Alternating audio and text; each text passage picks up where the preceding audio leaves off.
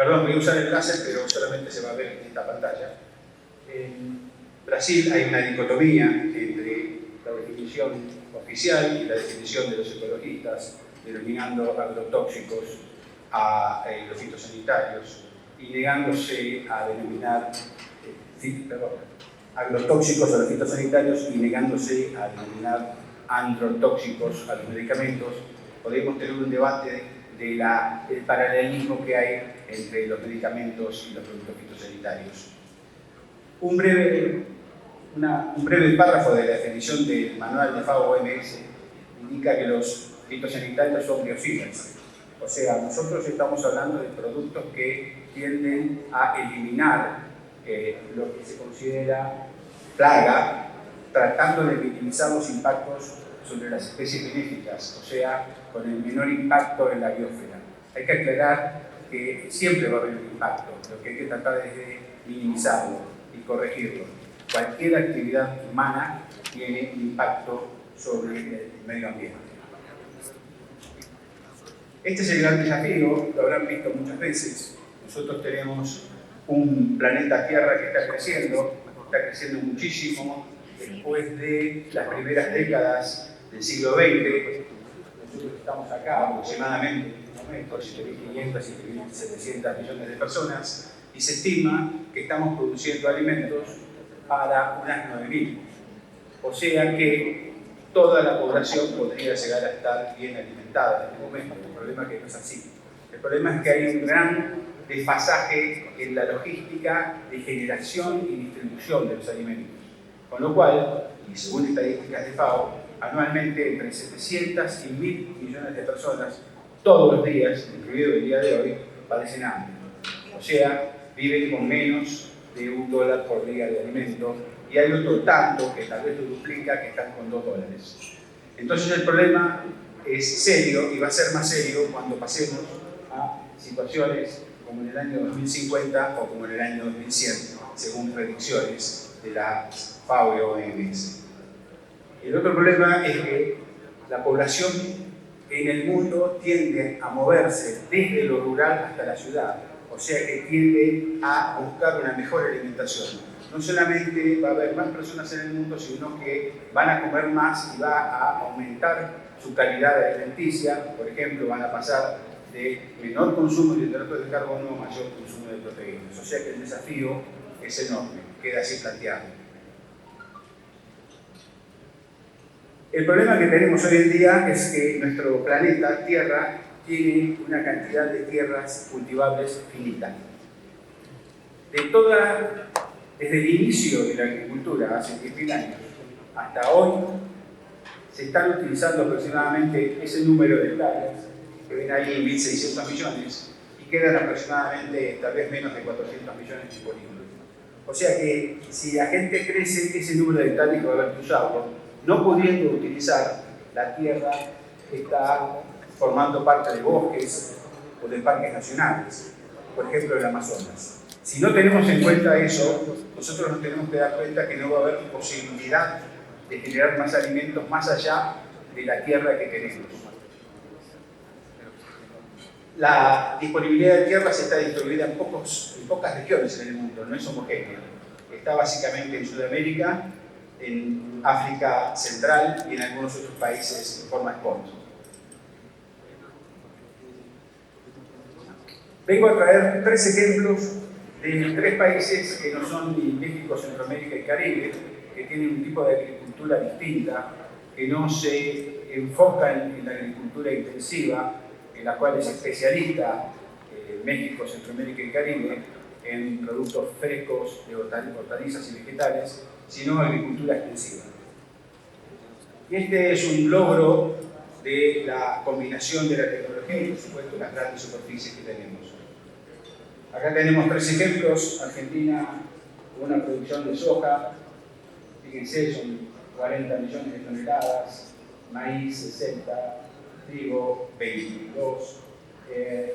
Lo que puede verse, el área que se utiliza es aproximadamente la misma, a pesar de que ha aumentado la producción de esos alimentos.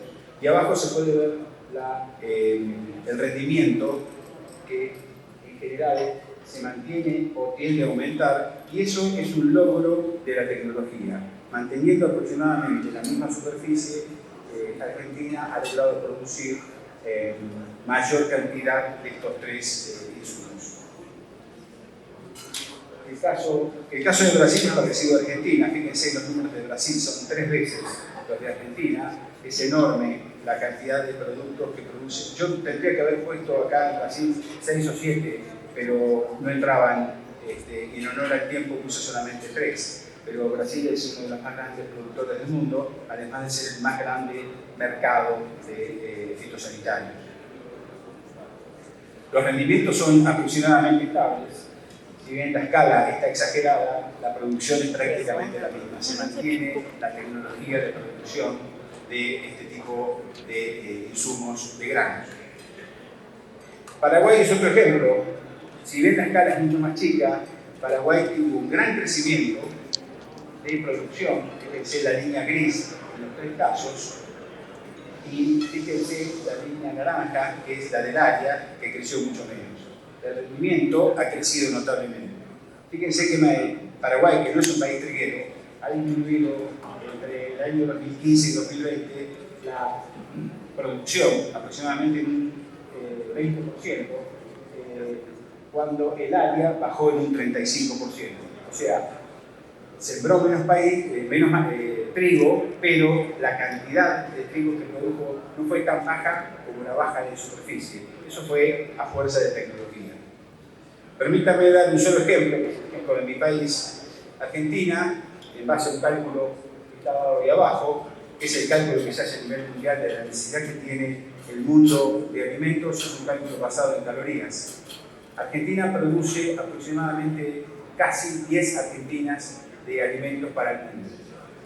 O sea, esta es la combinación de una ecuación de tecnología con superficie. Sin esto no se podría lograr. Ahora, nosotros, si hacemos bien las cosas, hubiéramos llegado a una situación distinta a la que tenemos. Acá tenemos un gran paradigma, y esto le puede pasar a cualquiera. Esto está pasando fuertemente en el eje sojero latinoamericano, que baja de Estados Unidos, Brasil, Paraguay y Argentina, donde tenemos un gran aumento de producción, pero tenemos por la no aplicación de las buenas prácticas agrícolas, tenemos un crecimiento de malezas resistentes. Ya en la Argentina tenemos 25 millones de hectáreas de malezas resistentes y el costo de aplicación para mantener saludable una hectárea aumenta notablemente. ¿Esto de quién es la culpa? Como decían hoy, muy bien los ponentes, uno diría, bueno, esto es la culpa de los agroquímicos. Esto es la culpa de la institucionalización en el país, del no seguimiento por parte de, podemos decir, las autoridades y de los usuarios de las buenas prácticas agrícolas. Entonces, para tener este desafío, solamente vamos a lograr salir adelante si tenemos un sistema de alta escala y sustentable. Acá están los 3 ejes de la sustentabilidad. Si tenemos un sistema de alta escala y no sustentable, no sirve. Y si tenemos un sistema sustentable y que no es de alta escala, tampoco sirve. No nos va a servir para subsistir como especie humana. Si no, podríamos llegar a una segunda, nunca la hubo la primera, fue una hipótesis, catástrofe malthusiana. Malthus predijo en el siglo XIX que si la población, él plantea 2 ecuaciones, si la población crecía exponencialmente y la producción de alimentos crecía linealmente, en un punto se iba a encontrar ese punto, y a partir de ese punto surgiría la hambruna y la extinción de la especie humana. Cosa que podría suceder en teoría, simplemente hay que plantear los aspectos de la ecuación nuevamente. Por eso que yo quiero que nos posicionemos en este punto. En este momento, si no tenemos un sistema sustentable y de alta escala, no podemos llegar al futuro que está previsto, por ejemplo, para el año 2100, con 9-10 mil millones de habitantes. Ahí tenemos enormes oportunidades. Fíjense, genética de semillas, georreferenciación, agricultura por ambientes y de precisión, robotización en la siembra. Fíjense este tipo. Con las empresas europeas de Latinoamérica fuimos a visitar esta planta que está en Argentina y vende a todo el mundo.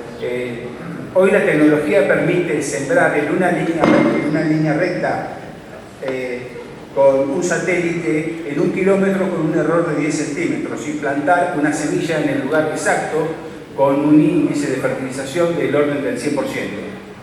Eso es tecnología pura y hace años no existía.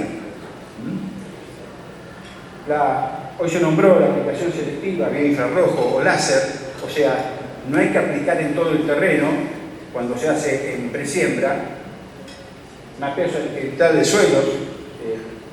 México tiene un mapeo, la Conavio y otras instituciones han generado este sistema en México, fertilización por zonas, y el profeso separé fitosanitarios y biopesticidas. En realidad los fitosanitarios contienen su definición a los biopesticidas, pero hoy se los está separando. El doctor Mulet dijo algo importantísimo, dijo, lo natural y lo artificial no tiene ningún sentido, lo que tiene sentido es cómo se comporta químicamente.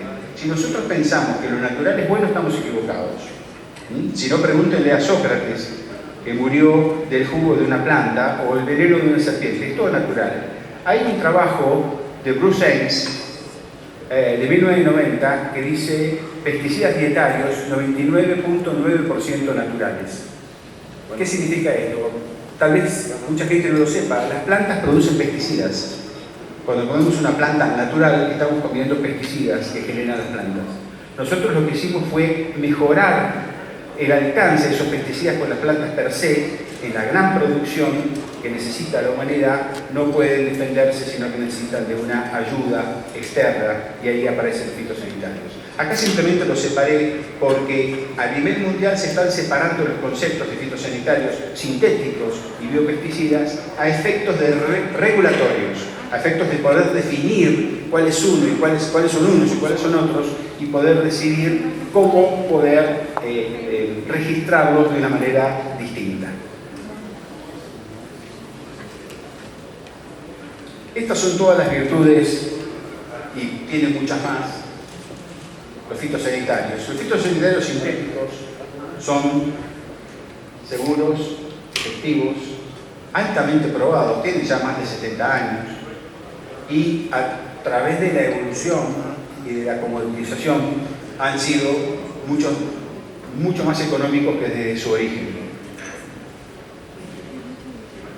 El problema es que desde su nacimiento en los años 40 hasta la actualidad, la cantidad de fitosanitarios sintéticos ha ido bajando. Ustedes saben que las nuevas moléculas tuvieron un crecimiento muy grande hasta fin de los años 80, y en los años 90 y hasta la actualidad hay un plató en donde las nuevas moléculas no han logrado crecer al ritmo de productos sintéticos que originalmente tenían, y en su reemplazo aparecen los biopesticidas. Los biopesticidas, ya lo voy a decir, no son enemigos de los pesticidas sintéticos, son socios. Tenemos que hablar de una sociedad que se viene en el futuro. ¿Quién comanda todo el cambio? ¿Quién regula todo esto? Es Europa. Europa tiene sus propias regulaciones y les dice al mundo cómo deben ser los alimentos que deben entrar a Europa, que es uno de los principales consumidores de alimentos a nivel mundial. A partir del año 91, Europa empezó a reclasificar, a hacer un re-registro de todos los productos, pasando de más de 500 a menos de 170, con algunos criterios. Por ejemplo, el cut-off criteria que está ahí es un criterio de corte por peligro, en donde si no se cumplen los 4 criterios toxicológicos y los 3 ecotoxicológicos, directamente en Europa no se puede hacer un análisis de riesgo. Y los análisis de riesgo son muy largos, caros y costosos. Europa hizo muy difíciles las cosas para llegar a una situación de seguridad alimentaria según ellos lo definen, pero esto es aún más complicado porque desde hace unos años está el Pacto Verde Europeo, en donde se pretende llegar a una cantidad menor, aproximadamente la mitad de lo que hay ahora, de pesticidas sintéticos, y en su reemplazo utilizar biopesticidas y incrementar la agricultura orgánica en ese valor que está ahí. También acá dice facilitar la aprobación de biopesticidas, por eso Europa trabaja fuertemente en la definición de qué es un biopesticida. Podríamos discutir acá muchísimo qué es un biopesticida. Hay muchas definiciones, pero Europa está trabajando en esto y a través de cómo compra, Europa nos dice a nosotros cómo debemos trabajar, con qué productos debemos trabajar. Eso es una realidad.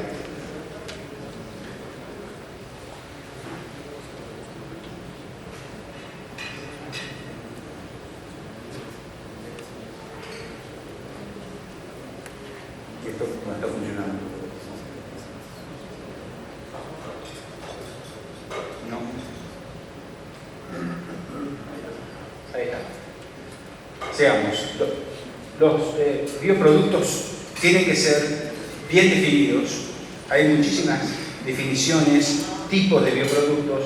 Los bioproductos pueden ser semioquímicos, biorracionales, extractos naturales, microbios, insectos predatorios. Los bioproductos por su naturaleza provienen de la naturaleza, muchos de los bioproductos provienen de plantas.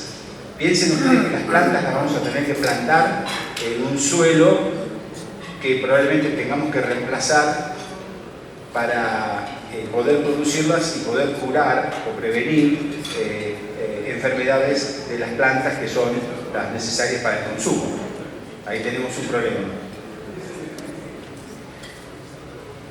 Desde el inicio hubo un muy tibio crecimiento y actualmente en los últimos 20 años ha impulsado a todas las empresas a tener, y hoy se dijo en este foro, a las empresas a tener un doble juego, a trabajar con sintéticos y trabajar con bioproductos. De las grandes empresas de I+D, de las empresas de genérico y de pequeños startups que duran mucho tiempo porque son compradas por las grandes empresas. Pero ustedes pueden ver en las barras azules que hay un gran crecimiento de nuevos productos, de nuevos bioproductos en comparación con el decrecimiento de los productos sintéticos.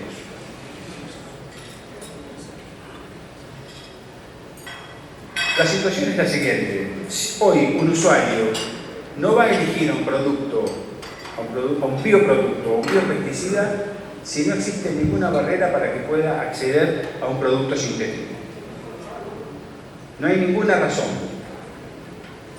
La cultura que tiene la gente de los productos sintéticos y lo probado que están, la cultura es una cosa, pues algo puede ser irracional, la cultura es algo que viene, se cuenta y uno lo vuelve a usar, pero la prueba de que han sido exitosos, eso es un hecho científico. La competencia tiende permanentemente a disminuir en precios y los biopesticidas son entidades relativamente nuevas, necesitan mucho vuelo, necesitan trabajo en escala y de prueba para convencer a las personas de que puedan reemplazarlo. Aparte, lo que está en negrita es la clave. Si las personas tienen un producto sintético y no hay ninguna regulación que lo prohíba, va a elegir a ese producto a elegir a un biopesticida. Yo aclaro, insisto y excito, porque la prohibición puede estar en México, por ejemplo, entonces el producto no se puede usar en México. Ahora el producto puede estar permitido en México, puede estar prohibido en el sitio en el cual se va a recibir el grano, por ejemplo, por el límite máximo de residuo. Esto es un claro ejemplo. Sin embargo, los biopesticidas son una realidad y han crecido desde su inicio en los años 60, donde prácticamente eran inexistentes, hasta hoy se estima que están en un 9,5% del mercado global de fitosanitarios. Este es un pequeño ejemplo que he hecho en base a un estudio que hice yo. Las dosis y los precios que pueden adecuar ustedes a los valores de México, por ejemplo. Supongamos que el paraquat que está en el anexo 3 del convenio de Rotterdam sea incluido en el consentimiento previo informado. Eso, primero que nada, no implica una prohibición que esté en el anexo 3 de Rotterdam. No implica absolutamente nada. Simplemente que cuando se hace una comercialización debe informarse desde el punto de partida al punto de llegada y nada más. Además tenemos que calcular que entre la guía de la JMPM, de la FAO-OMS, la guía de pesticidas altamente peligrosos, en uno de los 8 puntos está incluido Rotterdam, por error. Eso es un gran error de esa guía. Lamentablemente, a pesar de que la industria fuimos a pedirle, tanto Agrocare Latinoamérica, Agrocare Global, como CropLife International, fuimos a pedirle que saquen ese punto sigue incluido. Supongamos que el paraquat es prohibido como desecante y el reemplazo natural químico sería el glufosinato de amonio, con lo cual la dosis por hectárea aumentaría, lamentablemente, para el productor. Entonces se nos ocurrió agregar a un producto natural, producto que se encuentra en la naturaleza, es el ácido nonanoico, el ácido pelargónico, que se obtiene también de semisíntesis de diversas fuentes, desde los cardos del Piamonte de Italia hasta el girasol de los países de la ex Unión Soviética o de Argentina. Se extrae el ácido oleico y la dosis que hemos calculado y el costo que hemos calculado nos daría que el reemplazo del paraquat pasaría de $10 a 60 o $200 la hectárea. Es imposible que uno pueda utilizar esa opción existiendo el paraquat, inclusive existiendo el glufosinato. ¿Pueden coexistir? La pregunta que nos hicimos hoy, los bioproductos y los productos sintéticos coexisten y lo harán. Es necesario, es absolutamente necesario. Vamos a charlar en un minuto de esto. Lo que sí entiendo yo es que, y esto es un mensaje hacia la audiencia, es que las restricciones y prohibiciones hacia los fitosanitarios sintéticos, aún sin sentido, van a seguir creciendo. Que el ritmo de aparición de nuevas moléculas va a ir disminuyendo, como lo comenté recién, y que van a aparecer regulaciones claras para los bioproductos, con lo cual las empresas, al tener regulaciones claras, se van a animar más hacia los bioproductos, porque no va a haber reemplazos, es decir, no va a haber sintético que pueda aplicar a ese cultivo, entonces sí va a haber un bioproducto. Y necesariamente tienen que existir ambos modelos. Al final hago una reflexión sobre esto. Fíjense el mercado de fitosanitarios. Prácticamente al principio la contribución era 100% de los productos sintéticos. Hasta acá son los datos reales, ya está contribuyendo en el orden del 9-9,5% y se cree, estos son dos datos especulativos, que van a seguir achatándose, llegando a un plató de los sintéticos y creciendo los biopesticidas. ¿Qué pasa si usamos productos fitosanitarios? Pasa lo que está pasando ahora, tenemos muchos alimentos sanos y saludables. ¿Cuál es la diferencia entre un cultivo orgánico en el cual no aplicamos nada y un cultivo convencional? Según la Organización Mundial de la Salud, desde el punto de vista nutritivo, no hay ninguna diferencia. La única diferencia es el límite de residuos, que como dijo el doctor Mulet es despreciable. Pero el límite de residuos definido por Códex Alimentario, si se respeta, es la cantidad que puede contener un alimento para que una persona pueda comerlo durante toda su vida sin tener ningún efecto adverso. Así que es absolutamente factible y de hecho lo estamos haciendo desde hace muchísimos años. Fíjense este cuadro es espectacular. A lo largo de los años la población fue aumentando, es esta línea violeta, la producción fue aumentando más y los rendimientos fueron aumentando permanentemente. Todo esto a expensas de ¿qué? A expensas de un muy poco crecimiento de la superficie cultivada. Esta línea azul tendría que haber tenido una inclinación similar a las otras tres. Sin embargo, fíjense la pendiente que tiene. Esto es el logro de la tecnología. ¿Qué pasa si no usamos fitosanitarios? Ya lo sabemos. La FAO predice una pérdida del 40% de los cultivos o más. Las pérdidas serían enormes. Este es un cuadro que me interesa mucho sobre un paper que es un hito en la historia de la literatura científica de los agroquímicos. Las pérdidas, aún utilizando agroquímicos son considerables y si no llegáramos a utilizar ningún sistema de protección de cultivos, las pérdidas podrían llegar hasta el 80% en algunos cultivos. Esto produce un enorme daño y, por supuesto, inhibiría toda posibilidad de tener alimentos a nivel mundial. Finalmente, las conclusiones. El desafío, como dijimos en la placa 1, de alimentar al mundo es enorme. La agricultura, tenemos que ser absolutamente conscientes y poder permitirlo, es uno de los principales motores de poder cumplir con ese desafío. No es factible hacer esa agricultura sin una tecnología moderna. Los fitosanitarios dentro de la tecnología moderna cumplen un rol fundamental, dentro de ellos los sintéticos y dentro de ellos los biopesticidas o los bioproductos. Van a trabajar en conjunto en el futuro. Van a crecer las limitaciones, como dije hoy, hay un montón de restricciones y limitaciones, hemos detectado muchísimas, no quiero perder, ya no tengo más tiempo, no quiero extenderme, pero hay enormes cantidades de limitaciones hacia los productos, hay listados de asociaciones no gubernamentales que dicen que pertenecen a listados de la FAO-OMS. Nosotros hemos llamado a la FAO-OMS para que nos digan que la FAO-OMS no tiene dichos listados. Son listados propios de esas organizaciones. Hay un límite natural para poder hacer la agricultura de los bioproductos. Esto está dado, y hoy lo nombró alguien casualmente, hay un límite termodinámico. Voy a explicarlo brevemente. Si yo utilizo parte de las tierras para producir las plantas que luego van a ser usadas para hacer los biopesticidas, necesariamente tengo que utilizar la poca tierra disponible que tengo y sacarle esa superficie a las plantas que yo voy a cultivar.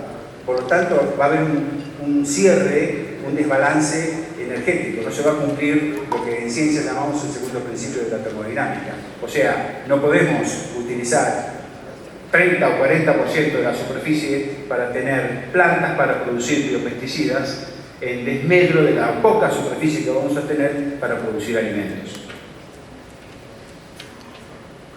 La agricultura orgánica es factible, yo la respeto, existe. Es imposible hacer agricultura orgánica en la escala que dijimos hoy, alta escala y sustentable. Entonces, para terminar, quisiera citar a una persona que creo que es, para mí, es un prohombre, la persona que tal vez salvó más vidas humanas en la historia de la humanidad. Lo hizo aquí en México, después lo hizo en Asia y en África. Fue el Premio Nobel de la Paz de 1970. Lo puse en inglés para que no haya ningún error de traducción.